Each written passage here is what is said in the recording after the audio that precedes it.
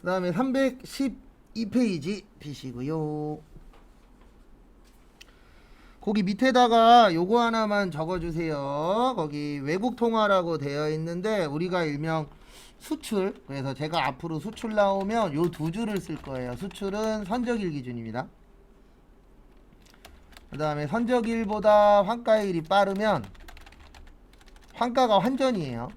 환가일이 빠른 경우에는 환가일 기준.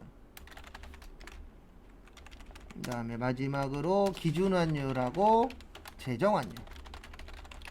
잘 내지는 않아요. 근데 안 내지도 않습니다. 문제는 잘 내진 않는데 그렇다고 해서 아예 안 내지도 않더라고요.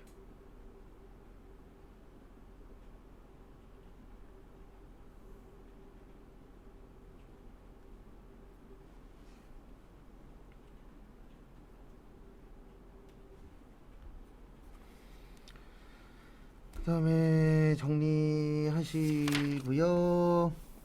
300 저 선적일 기준에서 가세 낸다는 거예요? 아니요, 저 기준으로 해서 환율 정한다고요. 환율 네. 외환은 딴 게 문제가 아니고 몇 월 며칠 날 환율로 하느냐 이게 중요해요. 네.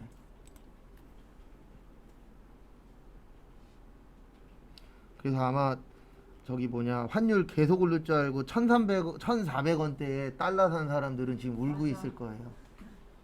뭐든지 다 타이밍이라. 전 항상 그렇게 생각해요. 뭐든지 다 타이밍이에요. 금 사냐 달러 사냐 이러더니 그렇죠. 그럴 줄 알았으면 금살 걸 그랬죠.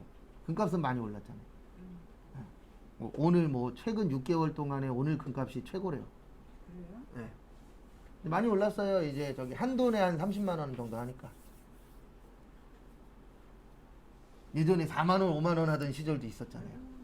그렇죠. 옛날 얘기긴 하지만 그때 금준 샀었으면 지금 괜찮죠. 그리고 제가 노리고 있는 건 저희 아버지 거 금목걸이 한 3냥? 예. 그러면 지금으로 치면은 꽤 되죠. 10돈씩이니까 네. 10돈에 그러면 거의 1,000만 원 돈 되는 거예요. 그럼 10돈에 예, 거진. 목걸이가 세냥이면 좀 300이니까 무겁겠다. 3만 원이네. 네, 1,000만 원이에요. 한 2냥 반인가 3냥 정도 되는 목걸이 있어요. 그래 남자들은 길게 목걸이 네. 이렇게 세냥 두냥 네, 2냥에서 3냥 정도 되는 목걸이 하나 있으시더라고요. 나중에 내가 가져야지. 1,000만 원 그러니까 100만 원 빠진 1,000만 원이네. 그 다음에 314페이지 보시면 수입. 이건 지금까지 딱 한 번 나왔어요. 뭐가 나왔냐면 우리 수입하는 물건에 여러 가지 세금이 붙습니다. 그래서 거기 보시면 관세, 과세 가격에 관세, 그 다음에 개별 소비세, 주세, 교통 에너지 환경세, 교육세, 농특세.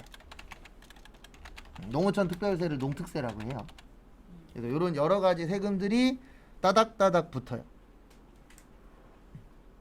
근데 왜 이런 세금들이 붙냐면은요, 아시겠지만 외국에서 들어오는 물건들은 대부분 싸요, 비싸요? 싸요. 싸니까 수입하는 거잖아요. 비싼 거 수입하면은 남는 게 얼마 없으니까. 그래서 싼 거 사다가 비싸게 파는 게 모든 장사하시는 분들의 목표입니다. 왜냐면 그래야 남는 게 많으니까. 많이 팔린다라는 전제하에. 그래서 그냥 들어오면은요, 우리나라 물건이 안 팔려요. 왜냐면 가격 경쟁력이 떨어지니까. 그래서 들어오는 물건에 대해서 여러 가지 세금들을 붙입니다. 덕지덕지. 근데 여행 가서 명품을 사는 아, 그거는 이제 금액대에 따라서. 그래서 아니, 네. 이 가세를 그런 가세 가격 가세 이런 거 다 네, 다 붙이는 거예요. 그래서 거기 뭐냐 여행 가서 올 때 마지막에 그 뭐냐 승무원분들이 쓰라고 주잖아요. 몇 불 넘었으면 쓰시라고. 그래서 거기에서 이제 자진 신고하면은 요 정도만 붙고 끝나는 거고요. 자진 신고 안 하고 가다가 걸리면은 여기에다 이제 가산세나 이런 게 붙는 거예요. 그래서 TV에 1년에 한 번씩 나오잖아요. 1, 2년에 한 번씩.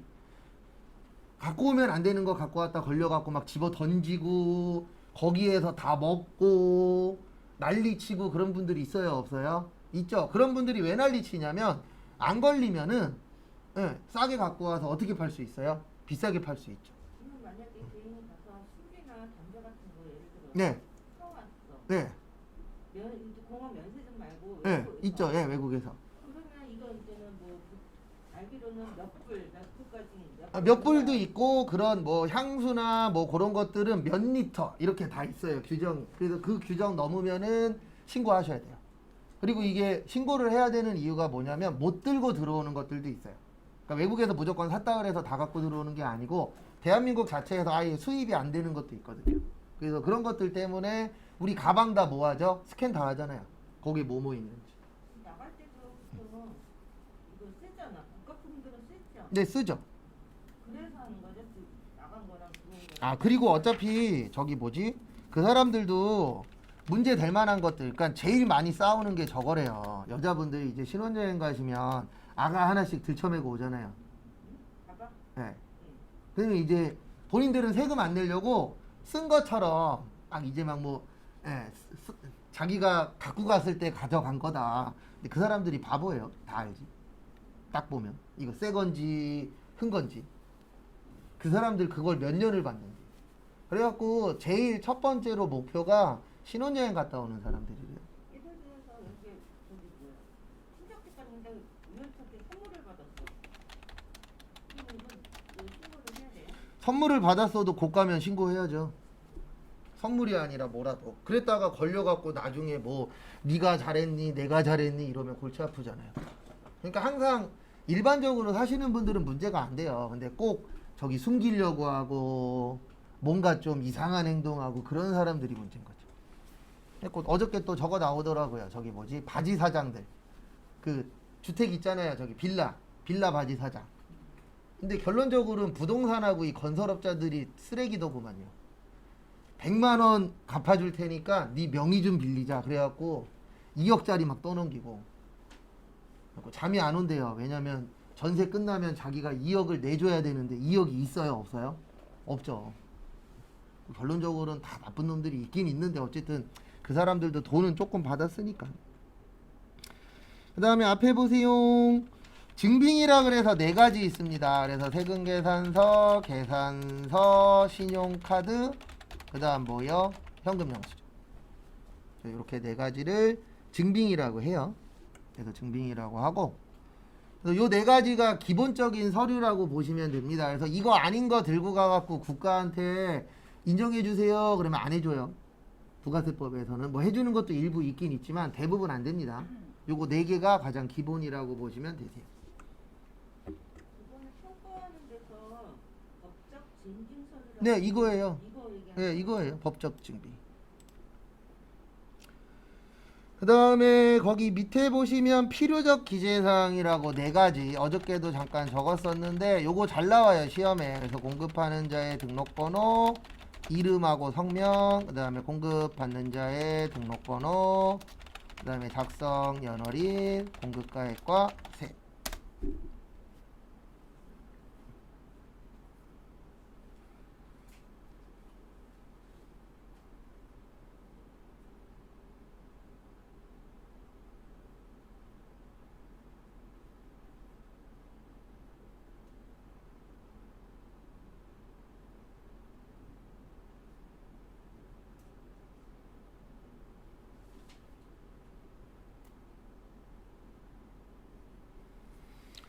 그래서 이거 참고하시고, 그래서 필요적 기재사항이 빠지면 그거는 인정 못 받습니다.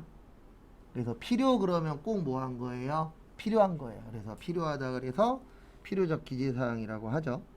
그리고 저기에다 밑줄 치세요. 5년간 보관. 웬만한 서류들은 5년이에요. 근데 이게 이제 문제가 하나 발생하고 있습니다. 국가에서, 그러니까 세법에서 이 5년을 늘리려고 노력 중이에요. 그래서 지금 뭐 5년짜리가 10년으로 바뀌고 이런 것들이 한두 개씩 나오고 있습니다. 그래서 제가 봤을 땐 얼마나 걸릴지 모르겠는데 나중 되면 서류 보관 기간이 10년이 될 것 같아요. 그러니까 혜택도 주는 대신 이제 나중에라도 잡겠다. 네. 라고 해서 이제 10년씩으로 늘어나고 있습니다. 근데 일반적인 서류는 5년이에요. 그래서 어떤 회사는요, 5년 지나면 바로 다 없애는 회사도 있어요. 책벌레 생기게. 10년 동안 모아놓으려면 책벌레 생기게. 요즘엔 저걸로 모아놓잖아요. 컴퓨터로. 아, 그 안에 있어요? 네, 그 안에다가 이제 저장해갖고. 영수증을 넣으라고 그랬지 않았어요? 그 영수증이긴 한데, 일단 찍어서라도 보관을 해놔야죠. 나중에 문제 안 터지려면.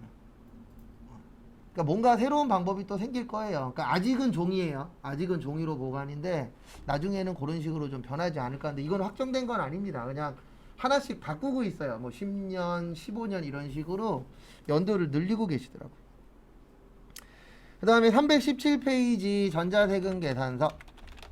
그래서 전자세금 계산서는 인터넷으로 주고받는 겁니다. 그래서 일반적으로 요걸로 주고받는 거예요. 뭘로요? 메일. 그래서 회사 가시면 회사 이메일이 하나씩 있어요. 그래서 그 이메일로 뭐를 하냐면 회사 관련된 거 주고받는데 대표적으로 요 세금 계산서 주고받는 이메일이 따로 있습니다. 그래서 요 이메일은 이제 세금 세금 계산서 주고받는 용도로. 그래서 이거 생기고 나서 격리 직원이 안 좋아진 게 하나 있어요. 뭐가 있냐면 대부분 회사가 아침에 한 번, 그 다음에 오후에 한 번, 그래서 하루에 2번씩 메일을 들어갑니다. 네, 왜 들어가요? 세금 계산서 왔나 안 왔나 확인하려고. 그래서 예전에는 없던 업무예요. 예전에는 우편물로 왔었는데 지금은 일반적으로 다 메일로 오기 때문에 확인을 꼭 하셔야 돼요.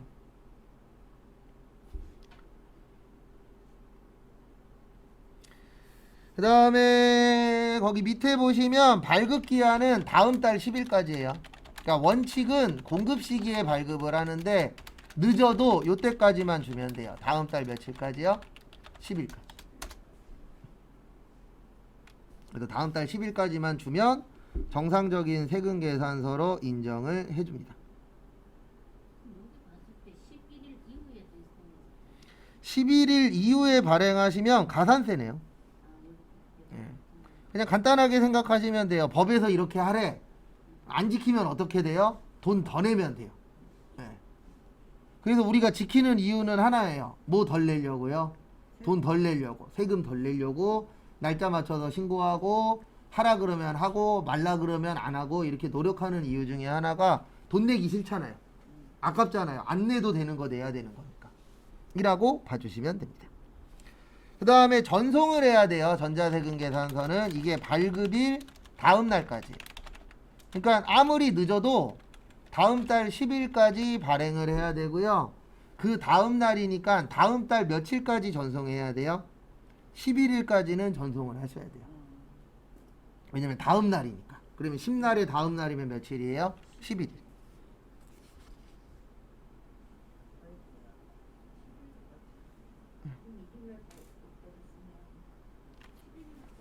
네. 전송이에요. 전송. 국세청에 전송하는 거. 그 다음에 거기 밑에 보시면 317페이지 밑에 요것도 잘 내는 편은 아닌데 매입자 발행 세금 계산서라고 있어요. 이거는 특수한 경우입니다. 원래 세금 계산서는 매출자가 발행해요. 누가 발행한다고요? 매출자가. 근데 이럴 수 있잖아요. 거래처 사람하고 대판 싸웠어. 그래서 그 사람이 이러는 거죠. 너한테는 죽어도 세금 계산서 안 줄 거야. 이런 경우가 생길 수 있어요, 없어요? 있죠. 불가능한 얘기 아닙니다. 뭐 대판 싸우거나 막 뭐 돈 때문에 싸울 수 있잖아요. 그러면 이럴 경우에는 국세청에다가 신고하시면 돼요. 근데 옛날에 매입자가 하긴 했어.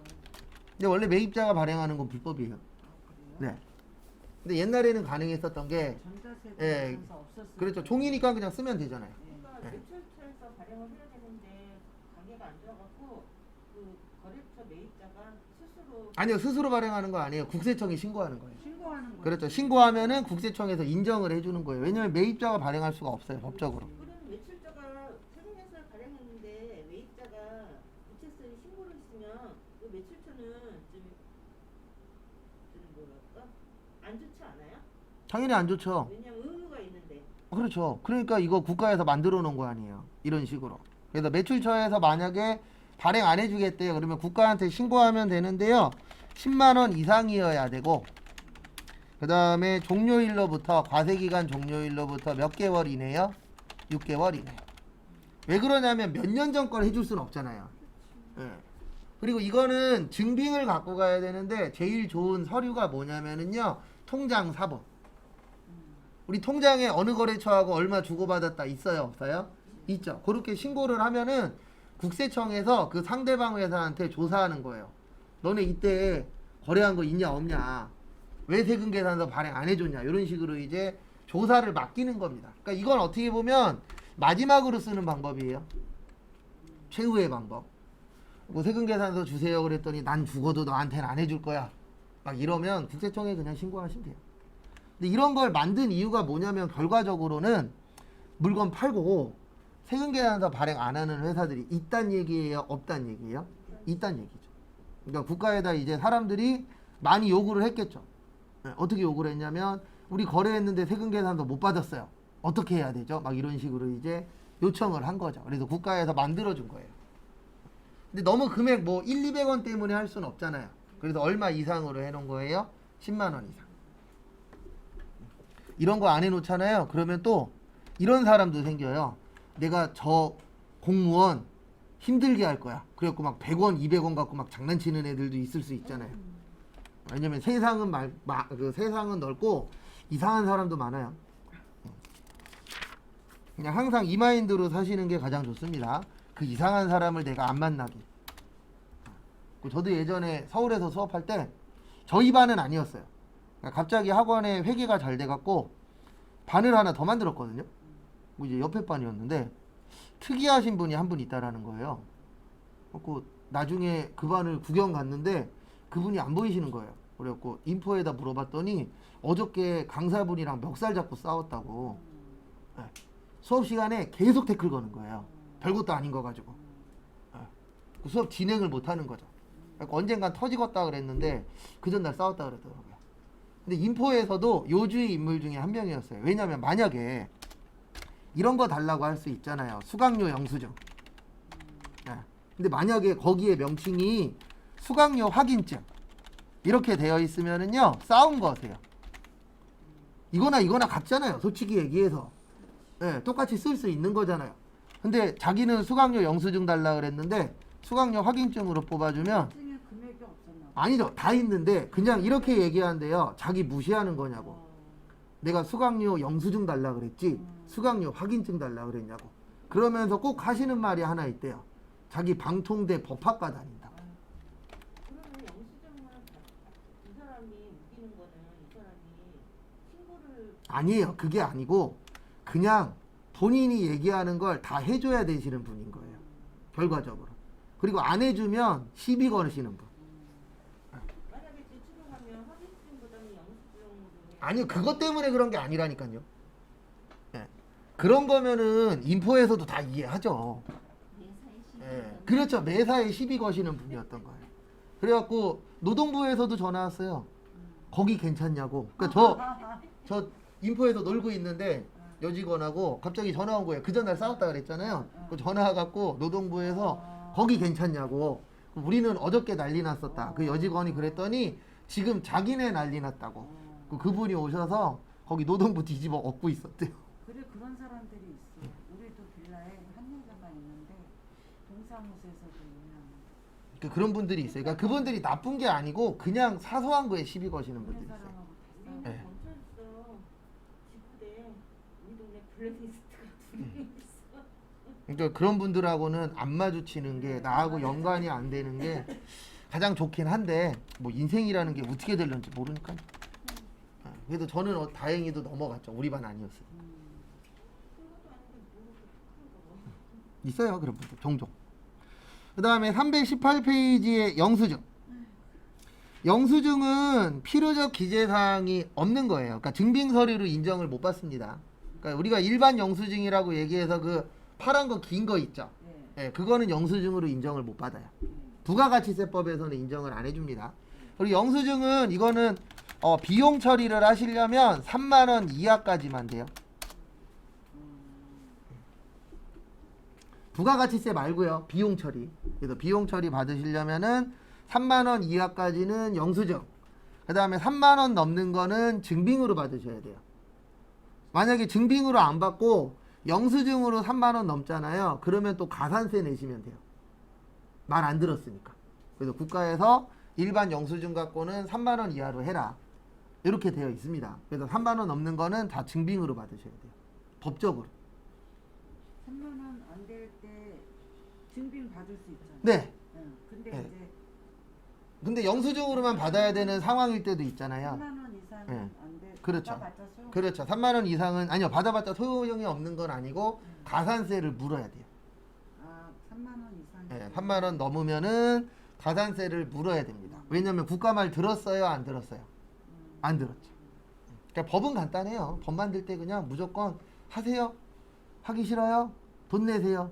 갔다 오세요. 이게 다예요.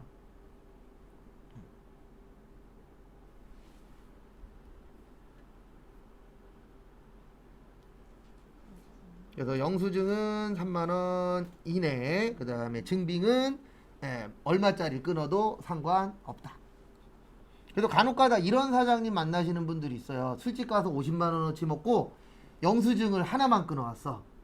그럼 이제 격리 직원이 뭐 해야 되냐면은요, 주변에 수소문을 해서 영수증을 한 20장 정도 구해요. 그래갖고 날짜별로 해서 쪼개는 거예요. 50만 원에. 그거 왜 그런 작업을 하냐면은요, 그 작업 안 하면 가산세 내야 돼요. 3만 원 넘어갔으니까. 아 3만 원 3만 원. 그렇죠. 뭐 2만 5천 원, 2만 8천 원 막 이런 식으로 해갖고 50만 원 떨구는 거죠. 근데 너무 크면 그것도 못해요. 막 1,000만 원짜리 일반 영수증 끊어왔어. 그러면 그거 어떻게 해요? 너무 큰 거. 그리고 사장님도 어느 정도는 좀 알고 있어야 돼. 그래서 제일 좋은 건 그냥 무조건 카드를 긁고 오라고 하는 게 제일 좋아요. 왜냐면 카드는 인정받을 수 있으니까. 그렇죠.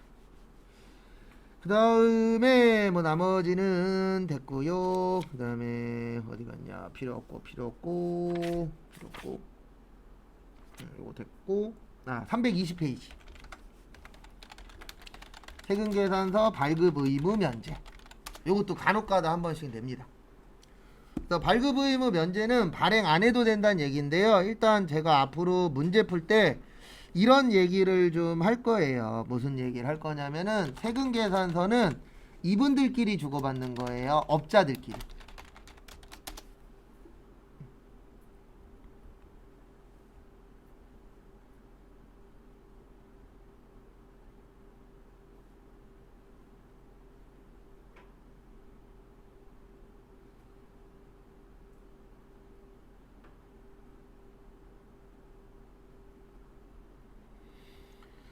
그래서 보시면 첫 번째 택시는 사업자 같아요, 소비자 같아요?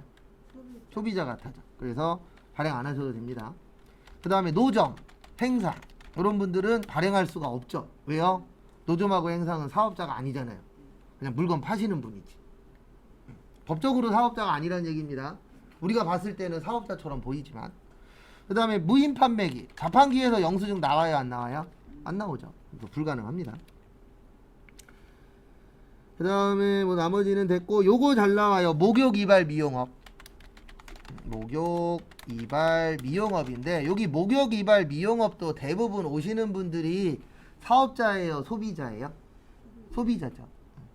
그래서 저는 요즘 들어서 제일 궁금한 게 지하상가 가면 저기 네일아트 하시는 분들 많거든요.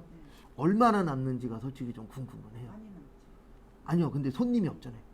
남기는 많이 남는데. 내 눈에서 보이는 게 다가 아니에요. 안 와요. 아, 그렇죠. 그거 말고라도 있긴 있는데, 근데 왔다 갔다 하면서 맨날 보는데 맨날 놀고 있거든요. 네. 아니 근데 은근히 많기도 한데 잘 없어지기도 해요. 네, 없어졌다가 또 생기고 없어졌다가 또 생기고. 네, 제가 요 밑에를 거의 한 10년 정도 왔다 갔다 했는데, 주한역 여기? 네, 주한역 여기만 해도 딴 데도 많은데 일단 여기로만. 아침에 옆집, 봐서 옆집이 그런 거 아니야? 아니요, 아침 점심 저녁 다 봤는데, 아니요, 그걸 본 거 빼놓고라도 저기가 생각외로 오래 못 버텨요. 한 1년에 한두 번씩 바뀌어요, 평균적으로. 여기가 지금 장사가 다 힘들어. 그렇죠. 여기뿐만이 아니고 뭐 딴 데도 비슷하긴 한데, 예. 아니 그냥 궁금했어요. 한 명 하면 얼마 남나? 젊은 사람이 많은데. 그래도? 근데 여기가 이거 많이 해. 소비 동네가 아니잖아요. 이거 한 번 하면 최하 5만 원. 그렇긴 하죠. 저도 한번 받아본 적 있어요, 예전에. 여자친구를 잘 만나갖고 끌려가갖고 내 돈 내고 내 거 받고 내 돈 내고 지 거 받고, 그럴 때가 있어요. 그렇죠. 5만 원짜리도 있고 10만 원짜리도 있고 다 다양하죠. 4만 원이야. 3만 원은 그냥 이거 손 많이 관리해주고 5만 원 이상인데? 맞아요. 아니 근데 거기 이제 뭘 하느냐에 따라서 단가는 달라지긴 하죠. 옵션으로 추가되면 비싸지죠. 그렇죠. 그거 차이죠. 뭐. 그래서 요거 시험 문제 잘 나와요. 요분들은 세금계산서 발행을 못 합니다. 왜냐면 소비자가 오니까. 그 다음에 6번에 간주에다 동그라미 치시고 7번에 간주에다 동그라미 치세요. 간주는 진짜예요, 가짜예요? 가짜. 가짜니까 발행할 수 없다. 왜냐면 상대방이 없잖아요. 정확한 상대방. 그 다음에 8번은 앞에 잠시만 보세요. 요건 좀 헷갈리는 얘기긴 한데 어쨌든 앞으로 몇 번 더 해야 되니까 미리 한번 좀 할게요. 영세에는 두 가지가 있어요. 우리 매출에 수출이 있고 매출에 영세가 있어요. 둘 다 영세율 적용되는 겁니다. 근데 이제 차이가 뭐냐면 수출은 직수출이고 직접 수출이고 영세는 간접 수출이에요. 그러니까 간접 수출이 뭐냐면 상대방 회사가 우리 회사 거를 사다가 수출한다는 얘기예요. 왜냐면 우리가 무조건 수출을 다 하는 게 아니잖아요. 거래처에서 우리 물건 사다가 수출할 수도 있어요, 없어요? 있죠. 그게 영세가 되는 거고 우리 회사가 외국에 직접 수출하는 건 뭐가 되는 거예요? 수출이 되는 거예요. 네. 그 차이가 있습니다. 직수출했다 그러면 매출 수출. 그렇죠. 네. 직수출 그러면 수출되는 거고 그 다음에 영세는 네 가지 중에 하나예요. 그래서 영세율, 세금 계산서, 내국 신용장, 로컬 LC, 구매 확인서.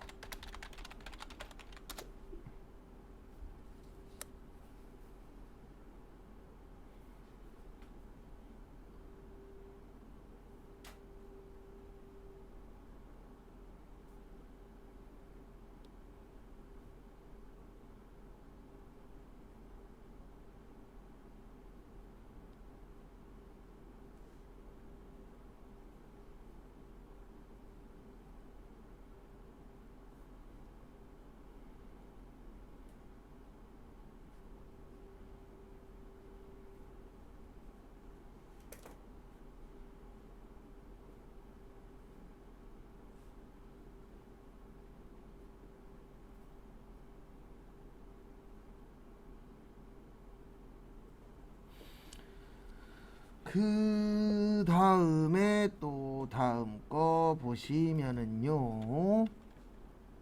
다음 거 보시면 그래서 여기는 매출의 수출은요 세금 계산서가 없어요. 근데 왜 없냐면은 우리나라에서 수출하면 우리나라 회사에서 받는 거예요, 외국 회사가 받는 거예요? 아니요, 수출하면 우리나라에서 외국으로 가는 거잖아요. 그러면 외국 회사는 우리나라에서 세금 계산서 받을 수 있다, 없다? 있다. 없죠. 왜냐면 우리나라 사업자 등록번호가 없잖아요. 네. 그러니까 세금 계산서 발행이 불가능해요. 맞죠? 네, 가능하지 않습니다. 근데 간접 수출은 우리나라에서 일단 거래는 하는 거잖아요. 그러니까 뭐를 발행할 수 있어요? 세금 계산서를 발행할 수 있어요. 그래서 거기 320페이지 보시면 다만이라는 말이 나오는 게 이것 때문에 그래요. 네, 거기 밑에 보면 진한 글씨로 다만이라고 있죠? 다만 네. 신용장에 있는 왜냐면 요 내국 신용장이 있으면 세금 계산서 발행할 수 있다, 없다? 있다. 그 뜻이에요. 거기에 있는 게. 뭐 장황하게 써놨는데 내용은 그겁니다. 그 다음에 321페이지 보시면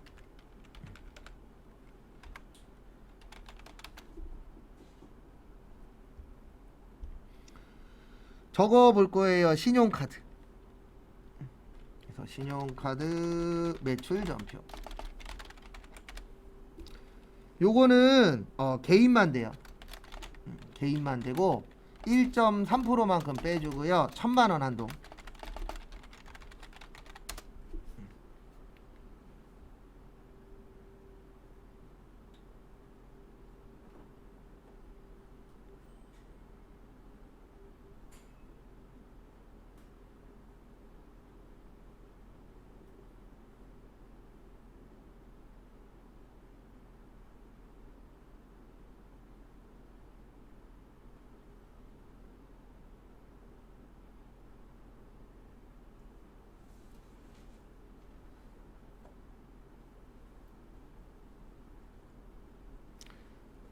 그래서 이게 뭐냐면은요, 우리 과거에는 신용카드 없었을 때는 다 현금으로 했죠. 네. 맞죠? 그러면 국세청도 바보는 아닙니다. 뭐를 국세청이 알고 있냐면 카드로 하기 전에는 사람들이 세금을 덜 냈어 라는 걸 알잖아요. 왜요? 카드로 해보니까 세수가 늘어났거든요. 예. 근데 문제는 뭐냐면 무조건 뺏어가기만 하면 안 되잖아요. 그래서 빼주는 액션을 취해야 됩니다. 그래서 개인 사업자한테만, 근데 이거는 계속 줄어들고 있어요. 한도는 계속 줄이고 있습니다. 예. 왜냐면 액션을 취하는 거지 그 사람들한테 세금을 안 걷겠다는 건 아니잖아요. 그래서 많이 필요하니까 한도는 계속 줄이고 있는 추세예요. 그래서 어쨌든 개인 사업자한테만 카드로 파는 거에 1.3%만큼 빼주는 거예요. 예. 왜냐면 과거에는 세금을 많이 덜 냈잖아요. 예. 근데 이제 카드가 들어옴으로 해서 세금을 많이 내니까 국가에서도 미안한 척은 해야 되잖아요. 그 미안한 척 중에 하나가 요거예요. 신용카드로 판 거에 대해서 일부 뭐 해주겠다? 세금을 빼주겠다. 그래서 1년에 얼마까지 빼주겠다? 1,000만 원까지. 이런 걸 만드는 거죠. 선생님, 그냥 신용카드라고 근데 체크카드가 있고 그거 다 포함이에요. 체크카드, 현금 영수증 다 포함. 그러니까 하나 알고 계셔야 되는 게 신용카드는 후불 있잖아요. 아니요. 여기에서 말하는 신용카드에 대해서 잘못 이해하시면 안 돼요. 세법에서 말하는 신용카드는 체크카드, 뭐 선불카드, 그 다음에 뭐 현금 영수증 요런 애들 다 포함해서 신용카드라고 얘기를 하는 거예요. 그러니까 우리가 일반적으로 얘기하는 신용카드라고 생각하시면 안 돼요. 그러니까 일반적으로 생각하면 우리가 결제를 하잖아요. 근데 왜 신용카드를 왜 체크카드로 들어가야 돼요? 이거는 우리가 같이 아니요. 그러니까요. 제가 얘기하잖아요. 지금 알고 계시는 신용카드가 맞아요. 맞는데 세법에서는 체크카드든 선불카드든 현금 영수증이든 그냥 다 합쳐서 신용카드라고 얘기를 하는 거예요. 그 본인이 생각하는 신용카드랑 공부할 때 신용카드랑 겹치면 안 돼요. 예. 왜냐하면 법에서는 이것까지 얘기를 안 해요. 귀찮으니까. 그래서 그냥 신용카드 그러면 이런 거 다 뭐하다 포함이다. 이렇게 생각해 주시면 됩니다. 김영식 선물카드 김영식이요? 저거라고 생각하시면 돼요. 누구 건지 아는 거, 누구 이름으로 되어 있는지. 네. 그러니까 선불카드라는 게 돈을 먼저 넣어놓고 쓰는 거잖아요. 근데 거기에 이거는 누구만 쓸 수 있는 카드야. 이렇게 박혀 있다라고 보시면 돼요. 그래서 기명이 이름이 찍혀 있는 거, 무기명은요 이름 없는 거. 그렇게 보시면 됩니다. 왜냐면 이름이 있어야 이게 누가 썼다 이렇게 알 수 있잖아요. 네, 그런 카드라고 보시면 돼요. 그러면 비스카드랑 유니카드 같은 경우는 일반적으로 우리가 볼 때는 신용카드잖아요. 아니요. 그 안에서도 다 또 나눠져요. 근데 그런 건 생각하지 마시고 그냥 뭐 BC든 국민이든 다 상관없어요. 법에서는 그냥 다 포함이에요. 예. 그렇게 세부적으로 들어가시면 머리 아파요. 예. 그래서 그렇게 보지 마시고 그냥 조기에 있는 것만 보세요. 그런 건 이제 언제 하시는 거냐면 회사 들어가서 문제 터졌을 때 그럴 땐 이제 하나하나씩 다 봐야 돼요. 그 다음에 337페이지 납부세.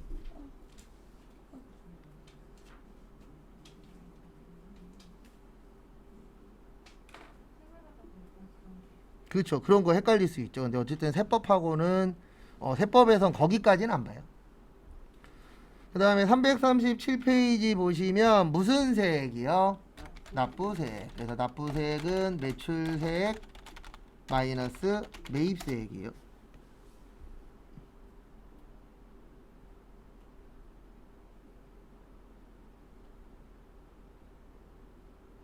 전산 회계랑 비슷한데 이게 한 단계 더 높다는 거죠?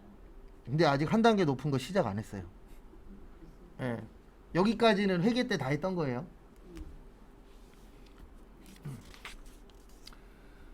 그 다음에 저기 피세요. 338페이지. 이제 여기부터가 이제 조금씩 세무 내용이 나옵니다. 그리고 세무 내용은 이론보다는 실기라고 보시면 돼요. 그래서 아마 빠르면 금요일, 늦으면은 다음 주 월요일, 그때 보는 게 이제 그 내용이라고 보시면 되고요. 그거 얘기하기 전에 그러고 보니 이거 얘기해야 되는구나. 내일 몇 월 며칠이죠? 네, 1월 5일이에요. 원서 접수일입니다. 네, 그러니까 오늘 새벽에 땡땡시에 하고 주무셔야 돼요. 네, 그 대신 이제 만약에 못했으면 단체 접수를 해드리긴 할 거예요. 근데 내가 오늘 접수하는 거랑 단체 접수의 차이가 딱 하나가 있어요. 오늘 접수는 내가 잘해서 빨리 들어가면 내가 원하는 시험장을 찍을 수 있어요. 근데 단체 접수는 무조건 협회에서 주는 대로 가야 돼요. 그래서 집에서 조금 먼 데로 떨어질 수도 있어요. 그러니까 오늘 해보실 수 있는 분들은 해보시고 못하시는 분들은 단체 접수 해드리긴 할 거예요. 근데 차이점은 딱 하나입니다. 집에서 가까운 데 갈 수도 있고 멀리 떨어질 수도 있어요. 이건 저도 몰라요. 왜냐면 단체 접수의 단점은 선택 권한이 없어요. 그리고 제일 멀리 가면 부천까지예요. 네, 부천보다 더는 안 보내줍니다. 인부천으로 잘려져 있거든요. 그래서 그 안에고 제일 갈 확률이 높은 데는요. 인천 여상이 제일 확률이 높긴 해요. 단체 접수하시면. 왜 그러냐면 대부분 추가로 들어가는 곳들이 인천 여상이 제일 많이 가요. 왜냐면 인천 여상이 컴퓨터가 대빵 많아요. 한 건물 하나가 컴퓨터실이에요. 건물 하나가 통으로. 아, 요즘 학생들이 다 컴퓨터로 하니까. 네, 그러다 보니까 거기가 컴퓨터실이 되게 많아요. 그래서 추가되면은 거기 아니면 간혹가다 인하공전으로 갈 때도 있는데 한 7, 80%는 인천 여상으로 많이 가니까 토요일보다 일요일로 죠 일요일이에요, 이번 시험은. 그거 원서 접수하면 바로 나와요. 바로 풀리게 나와요. 네. 바로바로 해서 하시면 되고 오늘 안 됐어. 그러면은 단체 접수로 해드릴게요. 근데 설명드렸듯이 단체 접수로 하시면은 권한이 없어요. 그냥 남는 대로 들어가는 거라 그것만 참고하시면 됩니다. 근데 한 가지 여쭤볼게요. 네. 결제를 할 거 아니에요. 원서 접수. 네. 시험카드로 하는 결제보다 이체로 하는 게 빠르죠. 그렇죠. 이체 이체가 좀 더 빠르긴 하죠. 근데 혹시 잘 안 되시는 분들이 있어요. 그럼 그냥 내일 오셔서 그냥 단체 접수하세요. 해보긴 했는데 네. 안 되면 안 되면 그냥 내일 오셔서 단체 접수하세요. 그래서 그거 물어보려고 12시인데 저는 문자 보내드리고 싶어서 아니 근데 문제가 뭐냐면 이게 뭐가 안 된다 그래도 제가 봐드릴 방법이 없어요. 그게 문제인 거죠. 그렇죠. 그게 문제라 뭐 제 바로 옆에 있으면 제가 대신 해드리면 되는데 근데 또 이게 잘하는 아들이 지금 없어. 저게 문제예요. 딴 게 문제가 아니고 결제할 때 보면은 뭐 설치해라 그렇죠. 그것 때문에 저 같은 경우는 설치되어 있는 게 없어갖고 일단 해보시고 안 되시면 그냥 단체 접수로 가는 거죠. 그것만 참고하시기 바랍니다. 그 다음에 338페이지 대손세액 공제 요거는 잘 나와요. 근데 제가 이 얘기하는 잘 나오는 건 이론 아니고요. 실기에. 그래서 이거는 회계에는 안 나오는데 세무에는 부가세 실기가 2문제가 나와요. 그래서 총 10점인데 몇 점으로 나올지는 저도 몰라요. 3.7점이 될 수도 있고 5.5점이 될 수도 있고 2.8점이 될 수도 있는데 요것만 알고 계시면 돼요. 3점이 넘으면은요 부분 점수 줘요. 틀려도. 그러니까 다 틀린 게 아니고 일부만 틀렸어. 그러면 분명히 부분 점수는 줍니다. 왜냐하면 부분 점수 안 주면은요 다 떨어져요. 네. 왜냐면 다 맞출 수도 있고 일부만 틀릴 수도 있잖아요. 그래서 부분 점수는 분명히 줍니다. 근데 몇 점 주는지는 저도 몰라요. 안 가르쳐 주니까. 근데 분명히 주는 건 확실해요. 그래서 대손세액 공제의 뜻을 일단 아셔야 돼요. 대손의 뜻이 뭐죠? 네. 돈 받는다 못 받는다? 못 받는다. 세액은요? 세금이에요. 내야 돼. 세액이라고 하는데 세금이라고 생각하시면 돼요. 그 다음에 공제는 빼주겠다. 그래서 결론은 뭐냐면 못 받은 세금 뭐 해줄게? 빼줄게. 네. 그러니까 못 받은 돈에 대한 세금 있잖아요. 우리가 원래 이 부가세라는 건 받아서 내는 거예요. 근데 받았다 못 받았다? 못 받았다. 그러면 세금 낸다 안 낸다? 안 낸다. 맞잖아요. 못 받으면 세금 낼 수 없죠. 그래서 못 받은 돈에 대해서 세금을 빼주겠다. 그래서 무슨 공제라 그래요? 대손세액 공제.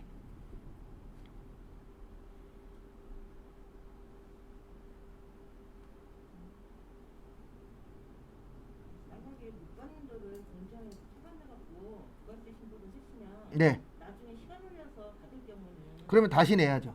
다시 이거 부가세 신고할 때 그렇죠. 누락분으로 들어가요. 그렇죠. 아니요. 누락이 아니고 또 이제 신고서에 그 공제했었다가 다시 받은 거 내는 게 또 있어요. 누락으로 들어가는 게 아니에요. 그렇죠. 누락하고는 다른 거죠. 누락은 완전히 빼먹은 거고. 그 세법에서 누락이라는 말 되게 무서운 말이에요. 왜냐면 누락 그러면 내가 아예 신고 자체에서 빼먹은 거예요. 네.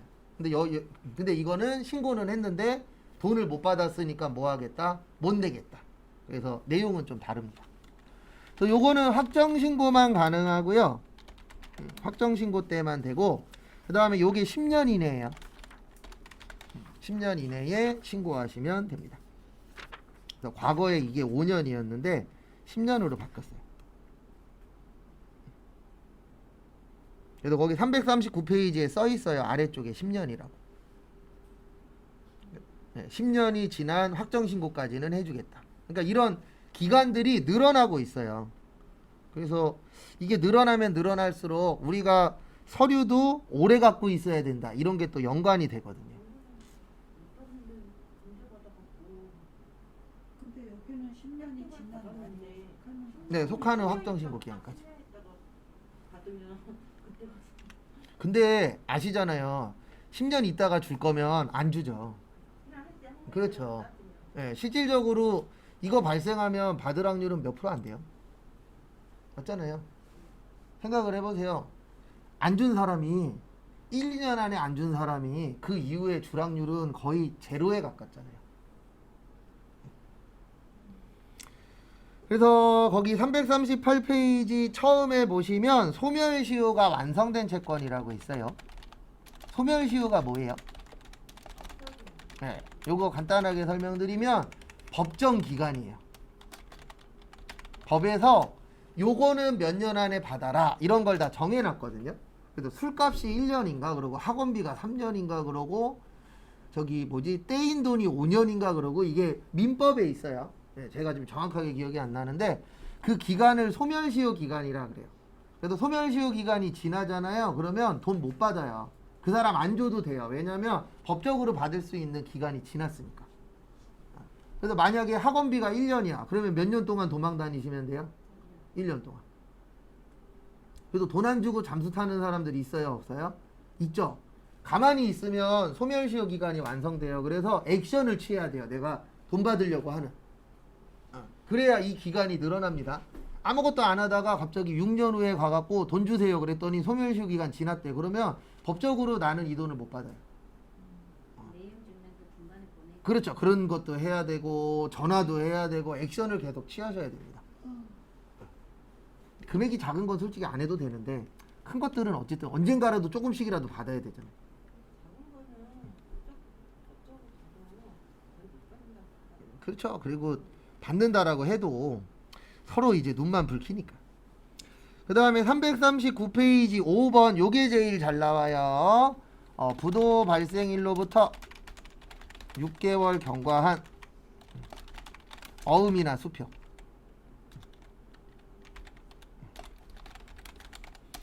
그러니까 어음이나 수표는 6개월이 지나야 처리가 가능해요.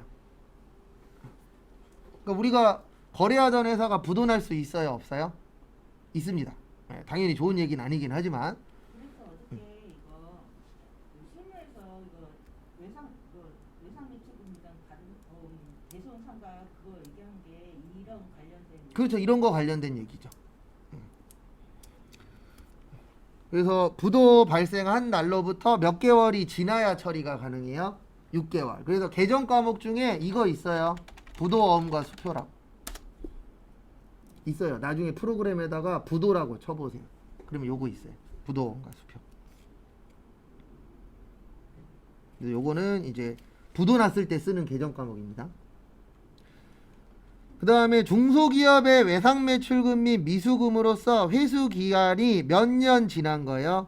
2년 지난 거는 처리가 가능합니다. 이건 이제 저희 시험에 나온 적은 없는데 중소기업 같은 경우에는 회수기일이 몇 년 지난 거예요? 2년이 경과한 거.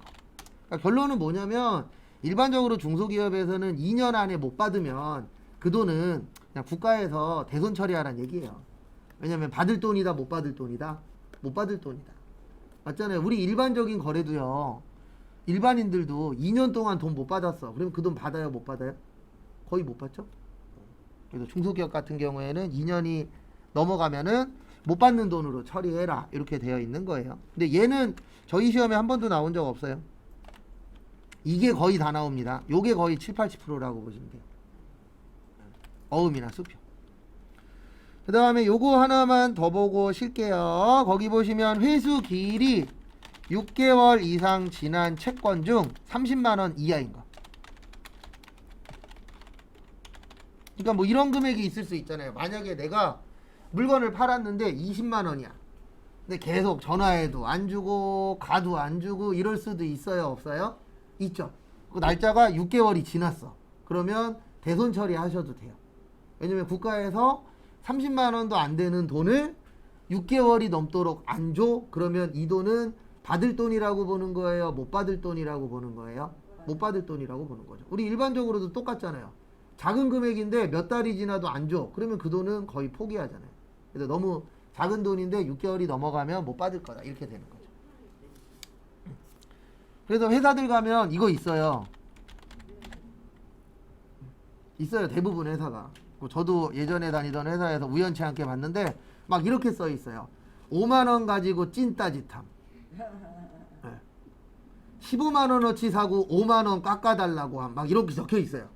네, 회사 이름하고 옆에 어떤 행동을 했다가 다 적혀 있더라고요. 그래갖고 그 회사는 연락이 오면은 대놓고 얘기해요. 뭐라고 얘기하냐면 현금이나 카드 아니면 너네한테는 안 팔 거야.